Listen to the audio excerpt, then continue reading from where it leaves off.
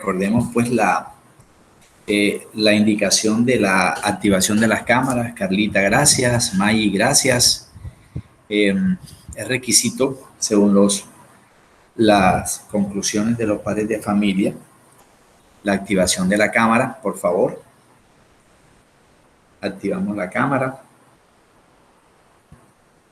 Y vamos a comenzar también nuestro día pidiendo al Todopoderoso de la siguiente manera: en nombre del Padre, del Hijo y del Espíritu Santo. Amén. Hoy vamos a leer el capítulo número 5 del libro de los Romanos, versículo del 20 al 21. Dice la oración de la siguiente manera: en lo que atañe a la ley, esta intervino para que aumentara la transgresión, pero allí donde abundó el pecado, sobreabundó la gracia, a fin de que, así como reinó el pecado en la muerte, reine también la gracia que nos trae justificación y vida eterna por medio de Jesucristo nuestro Señor. Señor nuestro Dios, venimos ante tu presencia suplicándote dar al mundo lo que necesita para liberar a las personas de todo su dolor y capacitarlos para servirte. Que se revele el poder de Jesucristo en nuestros tiempos, porque Él se ha hecho cargo de nuestro pecado, para que surja la justicia sobre la tierra, para que todos tengamos vida y podamos ver tu salvación. Esa salvación que tú traerás cuando se cumpla tu tiempo. Que se revele, Señor, tu poder en el mundo, que se haga tu santísima voluntad, que tu nombre sea santificado y que se corrijan todos los males en esta era difícil y turbulenta. Señor nuestro Dios, solo tú nos puedes ayudar. Solo tú eres el Salvador de todas las naciones. En tu gran misericordia puedes traer la paz. En ti esperamos y al considerar tu santísima palabra, recordamos las grandes promesas que nos has dado, promesas que se cumplirán en tu tiempo y para nuestro tiempo. Amén. En nombre del Padre, del Hijo y del Espíritu Santo. Amén. Clamamos justicia desde bien temprano, Señor. Solo tú la puedes dar al mundo entero. Bien, vamos también a relacionar asistencia acá. A Luis Sierra.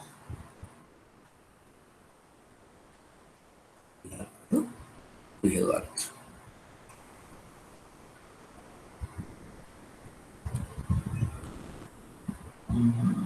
Luis Rivera.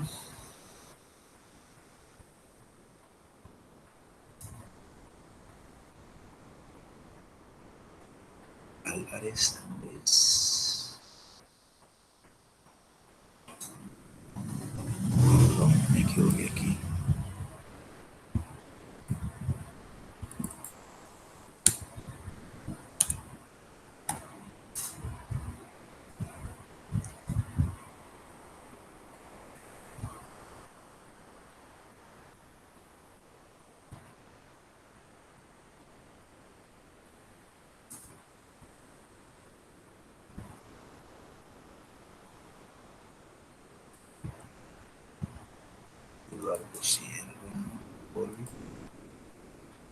Bueno, espero que Prada, José Daniel, Marisabel, Francisco, Alejandra, Jesús, David Romero, Roy, Luis Rivera, Andrés Álvarez, Iván Rodríguez, Eloy y Armando activemos la cámara, por favor.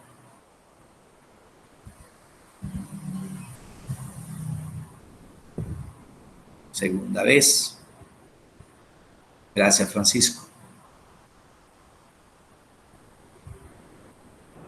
Ya voy, profe, un minuto. Ok, Machi. Gracias, David. Listo. Ok. Bien. Un momento, profe. Ok. Bueno, como complemento de esos ejercicios que nosotros hemos venido resolviendo de entalpía, si está a la derecha, si está a la izquierda, si es positiva, si es negativa, quiero compartir con ustedes. Ya en el chat tienen Perdón, no lo he hecho, se me olvidaba. Vamos a compartirles la pizarra. Hoy vamos a trabajar un ejercicio complementario a eso que hemos venido resolviendo. Aquí en el chat ya tienen ahora sí el documento y desde acá, desde la pantalla.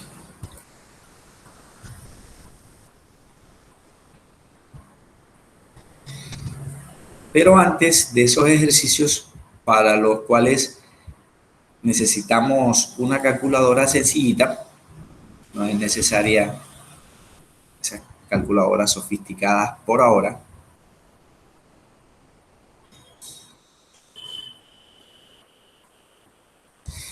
Vamos a retomar acá. Esto lo hemos venido resolviendo. Tres cositas antes de comenzar. Aquí. Bueno, no importa. Lo volvemos a escribir. No pasa nada.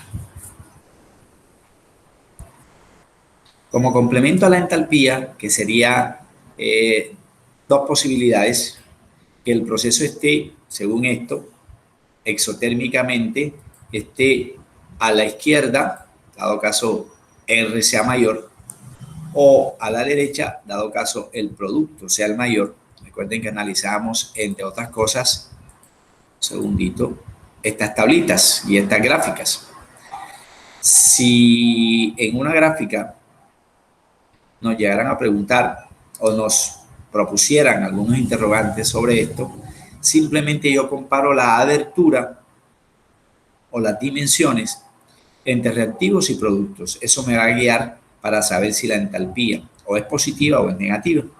En este caso decíamos, cuando analizábamos esta gráfica, que es más ancha la cantidad de reactivos, hablando de energía, entre comillas, que la dimensión de los productos. Por eso este proceso me liberaba calor. ¿Cierto? Caso contrario, como en el de la derecha, donde la abertura en el producto es superior a la de los reactivos, ese proceso sería endotérmico. ¿Cómo relacionamos esto de si está a la derecha o si está a la izquierda con otro tipo de ejercicios? Vamos a ampliar aquí un poquitico esto para relacionar la siguiente estructura. Es muy probable que nosotros hablemos de cinética y de equilibrio, porque el calor me genera cambios y esos cambios se manifiestan en energía calórica, que de pronto en física lo trabajan desde el concepto de los kilojulios o de los julios o de los ergios.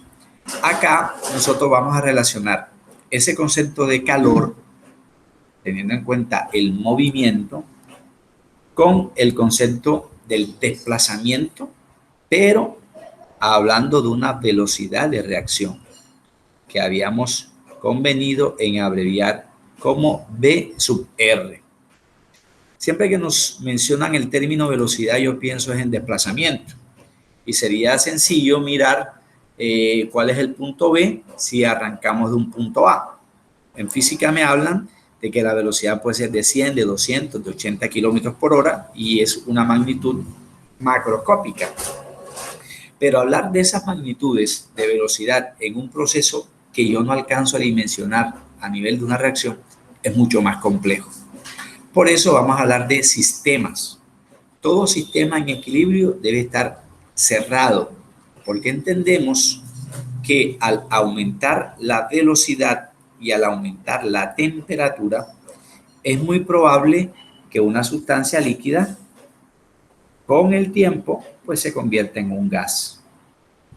Y si esa sustancia líquida con el paso del tiempo, hablando de un sistema de fases, se convierte en gas, tenderíamos a pensar que la masa disminuye, como pensaban las personas o los científicos en la época del flogisto. Un segundito, hay alguien que solicita ingresar el dicho. Relacionando primero en la asistencia. Como pensaban en la época del flogisto, se atrevían a decir, por ejemplo, en ese momento, que la masa disminuía. Pues claro, porque el sistema lo dejaban al contacto con el ambiente y al quemar las cosas y pesar, entre comillas, medir la masa de la ceniza, siempre nos iba a dar menos masa que el principio. Entonces, Profe, se tendía a pensar, sí, dime. pero, o sea, si bien sabemos que cuando estamos dando entalpía tenemos que tener alguna relación con el calor del cuerpo, si bien sea o exotérmico o endotérmico, como Sí, tal de ahí surgió la necesidad de ver qué sucedía cuando a esto se le agregaba calor en la reacción. sí, señorita, totalmente. Ah, ok. Así es, así es. Porque mira, vuelvo a colocar el ejemplo porque es facilito entenderlo. En una nevera que tiene un sistema de refrigeración, si nosotros tocamos las paredes, las sentimos calientes. Entonces, ¿cómo es posible que un sistema libere calor, pero en el interior la temperatura se baja? Lo mismo pasa con nuestro cuerpo. Muy bien, Anita. Lo mismo pasa con nuestro cuerpo. De no tener nuestra piel los poros que son como ventiladores minúsculos, nuestra temperatura interna sería tan alta que morirían las células de manera inmediata. ¿Cómo equilibramos nosotros temperatura al realizar un ejercicio? Voy al gimnasio a los primeros 20 minutos. Como efecto normalito, la frecuencia cardiorrespiratoria cambia y yo empiezo a eliminar calor al medio. En un gimnasio, por muy buen aire acondicionado que tenga, si es que lo tiene, o muy buenos ventiladores, uno tiende a sentir un fogaje. Uno dice popularmente, oye, ¿qué fogaje se siente aquí? Haciendo alusión a lo que Ana nos dice. Y eso es verdad, nuestra calorimetría está en permanente contacto con el exterior. De allí también deriva, Ana, uno de los grandes problemas ecológicos que tenemos, que es el calentamiento global. Esa gran exotermia que producimos todos los animales, y súmele a eso todas esas innumerables industrias, el consumo de combustibles, las heces fecales que todos los días generamos. Todo eso me va generando, valga la claridad, me va generando más calor al ambiente y me desencadena en un problema de marca mayor, que no es ningún cuento chino, como decía el honorable presidente saliente de Estados Unidos, ¿verdad? Que era un invento chino, era un cuento, que eso no existía, eso no pasaba. Claro que pasa, claro que pasa. Nuestro cuerpo es un ejemplo típico de eso. ¿Ve? En ese sentido, gracias, Anita, por recordarme eso. En ese sentido, la temperatura, lógicamente la presión, van a afectar esa velocidad del proceso. Tan es así que en los carros de Fórmula 1, que piensa uno de manera soslayada, que funcionan con cualquier tipo de gasolina, y uno empieza a mirar que no hay tal, que no es la gasolina esa que nosotros normalmente conocemos como la gasolina corriente o la extra, es otro tipo de combustibles. Y si empezamos a leer qué tipo de combustibles se utilizan en las aeronaves para exploración del universo, que ya, entre otras cosas, ha marcado un hit en la exploración comercial, ya hay un colombiano que está pensando en hacer lo que hizo uno de estos señores poderosos económicamente en Estados Unidos, para ir en una exploración al universo. Dineral inmenso. ¿Qué tipo de combustible utilizarán allí? Eso tendrá que ver con calor, cómo se mueven esas naves en el espacio desde la física, cómo hacen. Pues todas esas situaciones y muchas más tienen que ver con consumo o absorción de energía. Significa calor, calorimetría, velocidad de proceso. No tan fácil como me dicen en un sistema grande que el vehículo se desplaza a 100 kilómetros por hora. Acá es más difícil hablar de eso porque estamos mencionando productos y reactivos. Entonces nos valemos de lo que la física nos enseña y de lo que la matemática nos enseña como relaciones proporcionales, que pueden ser directas, que pueden ser inversas o necesariamente, me van a disculpar aquí, voy a cambiar el color, o necesariamente pueden tender a ser iguales. ¿En qué sentido? En el mismo sentido en el que los reactivos se me transforman en productos, a la misma velocidad, los productos se me pueden transformar en reactivos. Por eso, uno de los, digamos, de los indicadores para yo saber que el proceso, además de tener relación con entalpía, como me decía Ana ahorita, también tiene relación con un equilibrio, y es este signo, que va en las dos direcciones. Doble vía, como decimos en transporte y tránsito, una señal de doble vía. Pero, para poder subsanar ese interrogante de cuánto calor se necesita o cuánto calor se libera, vamos a hablar en equilibrio químico de una constante de equilibrio. Voy a irme aquí a la derecha. Generalmente yo la puedo encontrar en la literatura como una K sub E, pero a mí me gusta hacer una diferencia. Yo voy a encontrar dos tipos de constante de equilibrio. Una, literal. Significa eso que debo tener una ecuación de referencia. Es decir, unas letras. Ahorita les digo cómo. Un segundito, no me alcanzó ahí el espacio. Una literal. Y otra matemática. Entonces le hablaremos de una operacional. Pero igual, las dos me conformarán una constante de equilibrio de concentración. De concentración. Las dos son mucho mejor porque me hablarán de si el proceso va a la derecha, caso de entalpía positiva, o si el proceso va a la inversa. Profe, ¿y qué pasa con el término igual? Ah, bueno. En ese término igual, me voy a ir aquí a un documentico que tengo, que es este. Supongamos que me están dando, un segundito, me están dando en relación esto. Aquí voy a bajar para eso, aquí, para que no se me guíen por el sentido. Si es un equilibrio químico, tiene que haber manifestación de calor. Tiene que haber una manifestación de concentración. Mírelo aquí, el eje de la Y, concentración en moles litro. Independientemente que me hablen de molaridad, de fracción molar, cualquiera de las alternativas que existen para hallar concentración, incluso de tipo físico, porcentajes. Pero no puedo estar de manera libre. Quien me hace aterrizar en esa concentración, hablando de velocidad, es la unidad de segundos. Por eso hablo de reacciones rápidas o hablo de reacciones lentas. Un ejemplo de reacción rápida, la energía que nuestro cuerpo tiene que alimentar que acabamos de consumir en el desayuno. Metabolismo. Y ahí Ana vuelve a tener la razón, porque hablamos de calorías. Y las calorías están presentes en los alimentos. Entonces los nutricionistas me hablan de un contenido mínimo de calorías.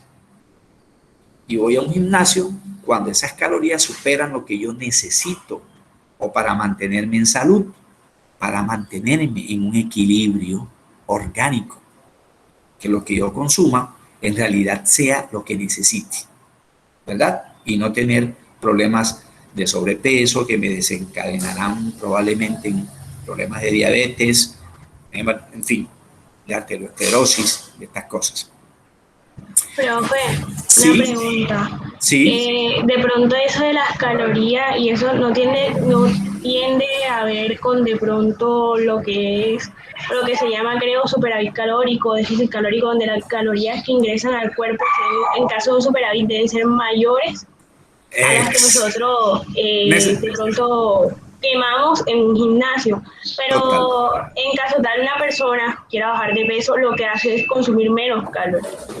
Exacto, así es. Y en ese sentido hay un balance. ¿Cuál es el balance? El balance me lo está dando la actividad que yo tengo, que entre otras cosas, asumiendo este tiempo en el que estamos, ¿cierto? Que estamos mucho tiempo en casa. Si yo en estos 2 años he demorado de en preservar la salud. No he modificado hábitos alimenticios, alternándolo con actividad física en la casa controlada o alternándolo ya que podemos ir poquito a poquito a los gimnasios o a los parques. Ese contenido calórico que me lo gobierna el metabolismo en sus dos grandes etapas de biología, que es catabolismo y anabolismo, yo debería manejar ese contenido de calor. Lo que pasa es que a veces somos muy desordenados. Llegamos a la noche, por ejemplo, tipo 9 de la noche, ya después de haber cenado lo suficiente, y si quedó algo por allí en la nevera, una fruta o de pronto algo que quedó de la cena, arroz o algo por el estilo, sin necesidad de eso, yo consumo esas calorías. Lógico, en la noche mi metabolismo tiende a ser menor. Gasto energía, sí, pero no como la energía que debo utilizar a la 1 de la tarde o a las 10 de la mañana o a las 4 de la tarde. Ya lo que voy es a descansar. Entonces, ¿por qué ingresar tantas calorías cuando voy a dormir? Si me lleno tanto, muy probablemente mi organismo me va a generar unos sueños todos raros, que me está persiguiendo algo, que me caí de no sé qué, que bueno, cualquiera de estas cosas cerebrales que mi organismo usa para quemar poquita energía, ¿cierto? Pero es asumiéndolo acá a un proceso que me muestran como el que tenemos en pantalla. Yo puedo ver ahí un poco de rayas y ¿eso qué? No. Estas rayas están ordenadas en virtud de lo que ya nosotros manejamos de química. Por ejemplo, aquí vemos una raya de color naranja, pero a los 0 segundos, si me ubico aquí en tiempo, a los 0 segundos empieza a aumentar, ¿qué? La concentración. Sí, pero yo no voy a pensar que la concentración sale de la nada. No. Para que esto aumente, es necesario que se consuman, por ejemplo, en este caso la raya azul, se consuma hidrógeno. Y que luego de que ese hidrógeno se consuma, también se va a consumir yodo. Pero no puedo pensar tampoco que se consume de manera exagerada hasta hacerlo 0. No, porque la masa ni aumenta ni disminuye en todo proceso. Antes, por el contrario, permanece como me lo están diciendo aquí al final en esta línea naranja, constante, en esta línea verde, constante, y en esta línea azul, constante. Entonces, ¿dónde está el equilibrio? El equilibrio no puede estar al principio, porque es prioritario, haciendo un ejemplo bastante sencillo en biología, que para que existan los hijos, primero tienen que estar los padres. Para un producto, primero tienen que haber reactivos. Por eso decíamos que los reactivos rompen sus enlaces para reagruparse y formarme un producto. Ah, pero ¿por qué entonces el hidrógeno está de primero? ¿Por qué no está el yodo de primero? ¿Por qué no puede ser al revés? No puede ser al revés por varias razones. Vamos a dar dos. Una, si me voy a la tabla periódica y verifico, el hidrógeno tiene menos masa atómica 1, que el yodo. El yodo está a la derecha en la tabla periódica. ¿En qué grupo se encuentra el yodo? ¿Alguien que me colabore ahí en su tabla periódica? ¿El del cual, profe? ¿El yodo en qué grupo se encuentra en la tabla periódica? El yodo debe estar a la derecha. ¿Grupo? Profe, ¿no es en los halógenos? Sí, señorita, en los halógenos, grupo 7A. ¿En qué posición está el yodo en ese grupo 7A? Primero está el flúor, luego está el cloro, luego viene precisamente el yodo, tercer lugar. ¿Masa atómica del yodo? ¿Ciento qué? 126.904. Ok, o sea que podemos dejarlo aproximadamente como 127. Mientras que el hidrógeno tiene masa atómica 1. Primera razón. Segunda razón, número atómico del hidrógeno, 1. Número atómico del yodo, 50 y... 53, profe. Eso, 53. ¿Qué observo allí? Como en química de décimo me hablaban de reactivo límite y de reactivo en exceso, el límite es aquel que se consume de primero porque tiene menos masa. Y el exceso, que sería en este caso el yodo, tendría más masa. El exceso es el que me puede predestinar el proceso en eficiencia, no siendo tan alta, porque se consume primero, es el límite. Aparece aquí la raya azul. La raya azul, a medida que el tiempo pasa, no me está diciendo cuánto es. A medida que el tiempo pasa y antes de alcanzar el equilibrio, que sería este fragmento final, ese hidrógeno empieza a disminuir en concentración. Míralo aquí. Luego de cierto tiempo de que se consuma el hidrógeno, luego de cierto tiempo, la concentración que era más alta, mira, la concentración aquí es más alta del yodo que del hidrógeno, claro, toda la vida, mira. Esa concentración en el yodo también empieza a disminuir. Pero hay dos puntos de corte. Lastimosamente aquí yo tengo esto en Word. Hay dos puntos de corte. Aquí se corta el ácido hídrico con respecto al yodo. Y aquí se corta, mucho antes, se corta la formación del ácido hídrico con el hidrógeno. Entonces tendríamos aquí dos puntos críticos. Máxima concentración para yodo e hidrógeno, mínima concentración para yodo e hidrógeno. Serían los dos puntos, que serían de manera inversa, mira, que con respecto a la formación del ácido hídrico. Por eso me decían en este gráfico, que las relaciones pueden ser directas, inversas o iguales. ¿Cuándo serán iguales?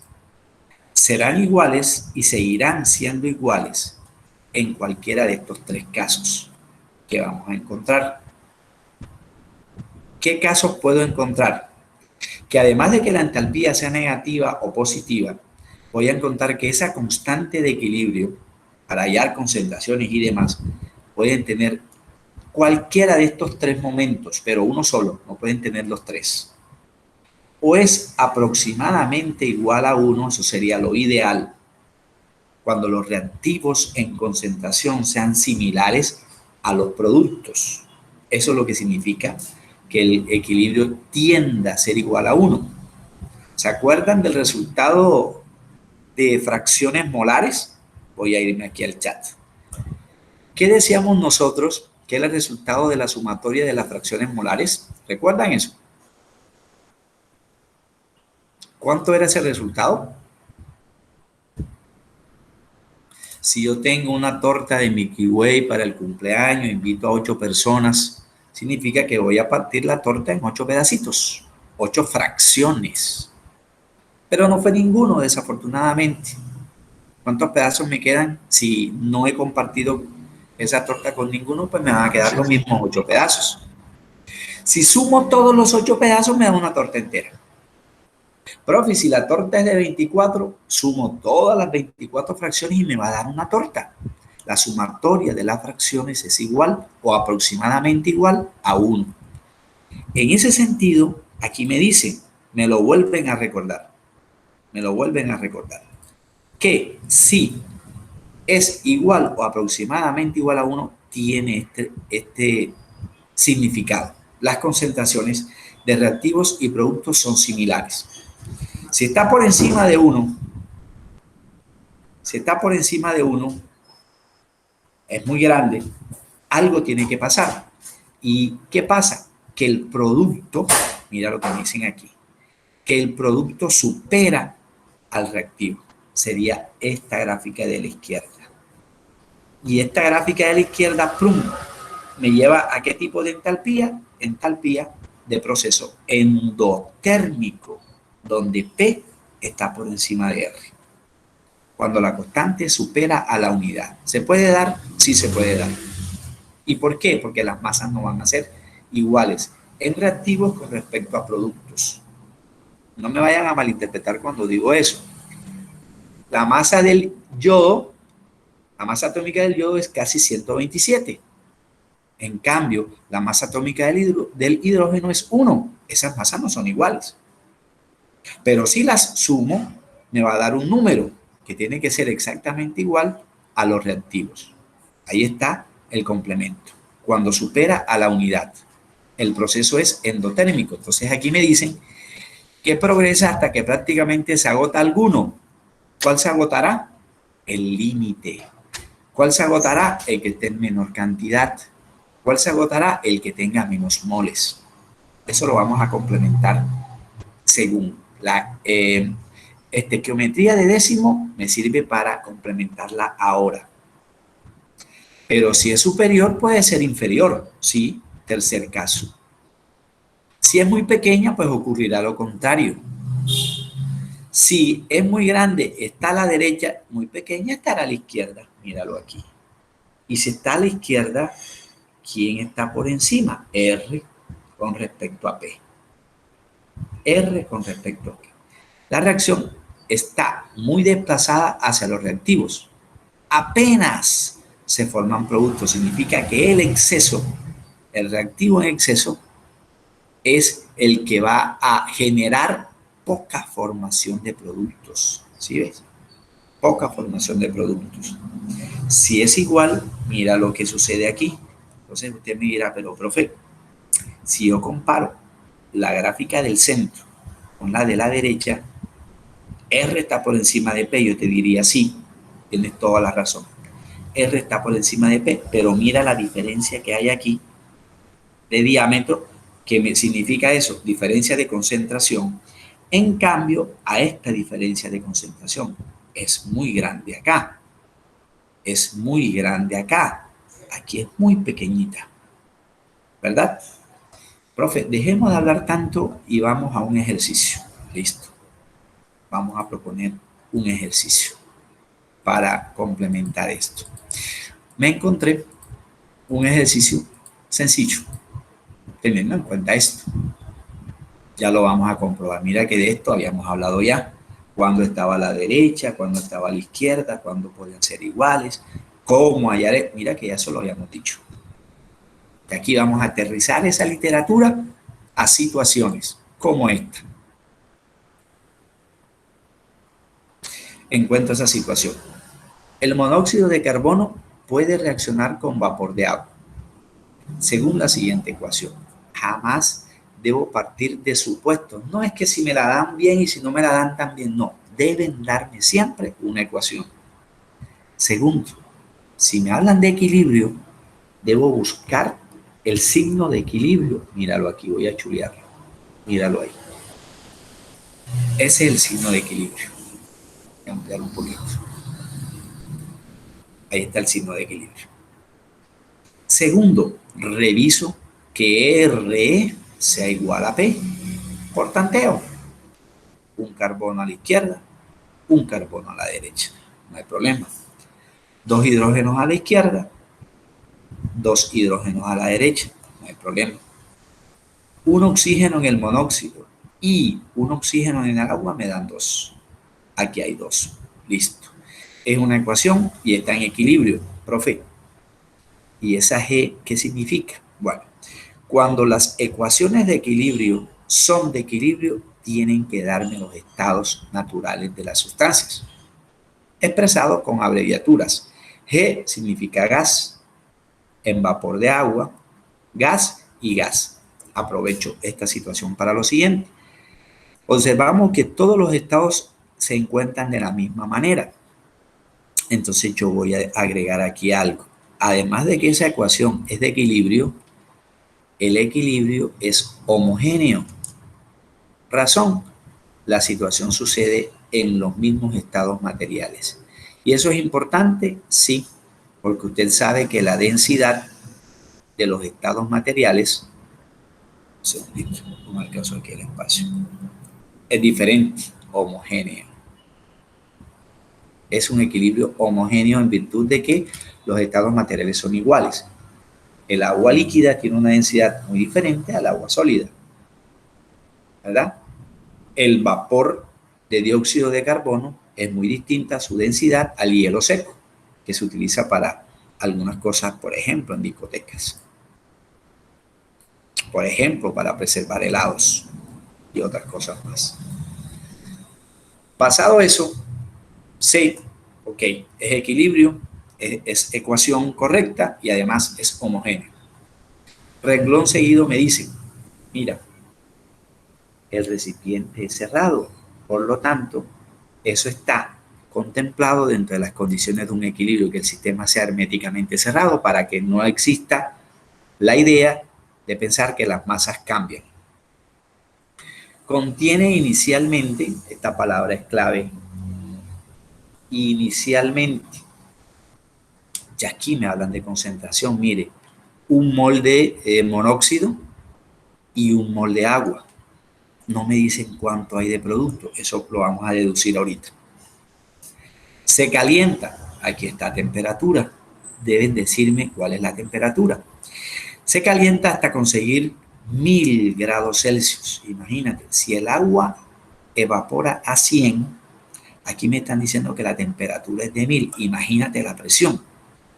Tiene que ser altísima, porque recuerde que presión con respecto a temperatura son directamente proporcionales. Si la temperatura es alta, la presión es alta. Una vez alcanzado el equilibrio, aquí me están planteando otra cosa, una vez alcanzado el equilibrio, se halla que se han obtenido, me hablan de concentraciones nuevamente, 0,558 moles de hidrógeno y 0,558 moles de dióxido de carbono. Está planteada la situación, muy diferente, fíjate, a lo de entalpía. Aquí no me hablan de entalpía por ningún lado, pero ojo, mira lo que te preguntan como clave B, proponga 2 conclusiones. Pero antes de esas conclusiones, debes hallar constante de concentración. Listo. ¿Qué necesito? Que usted recuerde esto, que hay un momento antes, que hay un momento durante y que hay un momento después. En todo proceso de equilibrio químico hay 3 momentos. Antes, ¿cómo estaban las concentraciones? Altísimas, mire, altísimas. Para los 2 reactivos, y empieza a ser un poquito alta, aquí a 0 segundos, un poquito alta para el producto. Claro, la concentración en el producto va a ser pequeña al comienzo porque apenas se están consumiendo los reactivos. Apenas se están consumiendo los reactivos. Luego hay un punto culmen, como diría la profe de física, una altura máxima, lo cual me implica una alta concentración para reactivos, pero para productos será mínima porque las relaciones son inversas, recuerde eso. Mientras el producto aumenta, necesariamente los reactivos se consumen. Las concentraciones tienden a disminuir. Pero ocurre un proceso de letargo aquí. No sigue aumentando, no sigue disminuyendo, no sigue disminuyendo, estaríamos en equilibrio. Sí, pero ¿cuántas moles hay al comienzo, durante y después? No lo sabemos. En esta gráfica no lo sé, pero en este ejercicio sí lo voy a saber. Sí lo voy a saber. Recuérdenme, ¿a qué hora es que se acaba la clase? ¿8 qué? Y 25, profe. Ok. No alcanzamos, pero no importa. Mañana nos toca 1 hora y este ejercicio lo podemos terminar mañana. Hasta allí, ¿alguna pregunta de esta situación de ejercicio? ¿Qué me piden? 2 cosas. Hálleme la constante de equilibrio para que me pueda decir si es un proceso que supera la unidad, que es igual aproximadamente a la unidad, o que por el contrario es menor de la unidad. Eso es lo que me están pidiendo en el punto A. Y esa sola cosita me sirve para proponer hasta 5 conclusiones. Me están pidiendo 2. Bueno, manos a la obra. ¿Cómo lo hago? Como aquí no me alcanza el espacio, vamos a adicionar una nueva diapositiva. Y voy a utilizar siempre la ecuación. Aquí pues no tuve en cuenta las G porque ya lo habíamos dicho, para ahorrar el espacio. Además esta hojita es muy pequeñita. Entonces yo voy a tener en cuenta 3 momentos, porque el ejercicio así me lo dice. Me dice inicial, mira que subrayábamos, y me dice equilibrio. Ajá, ¿y qué pasa con el durante? Eso lo tenemos que deducir nosotros. No me lo dan, tengo que deducirlo. Te digo cuánto comenzó y en cuánto finalizó. Ajá, ¿y qué pasó? En la mitad del proceso. Entonces yo voy a reemplazar con 3 letras esa situación.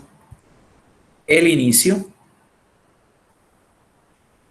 el proceso, vamos a decir aquí una R, en reacción, y el final es el equilibrio.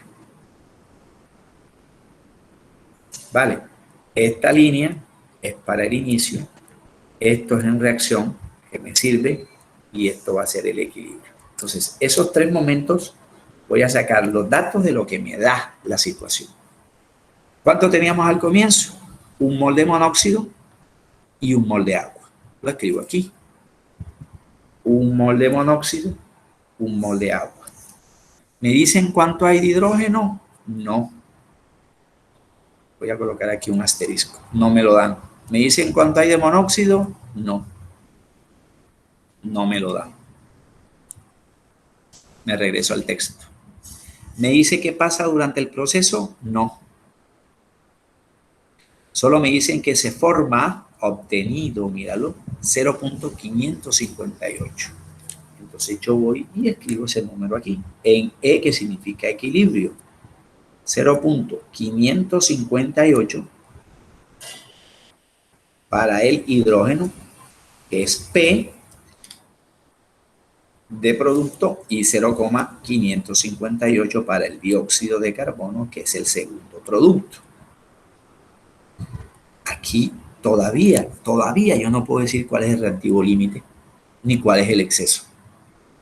¿Por qué? Primero, la estequiometría me dice que es 111. Mire, 1 mol de este señor que no se escribe, 1 mol de este señor que no se escribe, me produce 1 mol de hidrógeno y 1 mol de dióxido. ¿Cierto? 1 mol de hidrógeno y 1 mol de dióxido. Debería tener en cuenta que esos son los productos. Me lo pueden preguntar después. Si en equilibrio se produjeron 0.558 de hidrógeno y 0.558 de dióxido, se produjeron esas dos, ¿cuánto entonces estaban en reacción si la proporción es igual? Si la proporción era de 1, pero me dice que se produjeron 0.558, significa que para mantener la estequiometría en reacción debieron participar las mismas cantidades de moles que en equilibrio. Claro, para que se mantenga la estequiometría. Profe. ¿Sí? Pero cuando hablamos de estequiometría también tenemos que tener en cuenta cuál es el reactivo límite, porque sí, señorita, de acuerdo a él será el que nos tenemos que atener para dar el resultado. Ok, perfecto. La tiene clarísima. Clarísima. Y ese reactivo límite me va a salir después que hagamos el análisis. Bueno, 8.26. Sé que tienen clase, yo también. Este ejercicio yo lo voy a llevar mañana, que nos toca ya en presencialidad, esto, y lo vamos a resolver. Necesito calculadora y tabla periódica. Y necesito también que ojalá hayamos recordado de 10º grado cómo hallar el reactivo límite, que es de vital importancia, sobre todo para proponer las dos conclusiones. ¿Cierto? Bueno, vamos a dejar allí, lo dejo planteado y mañana lo terminamos en clase. Les agradezco muchísimo por su tiempo, por su atención. Que Dios me lo siga bendiciendo. Chao, profe. Se cuida, profe. Chao, profe. Chao, chao. Chaito, igual.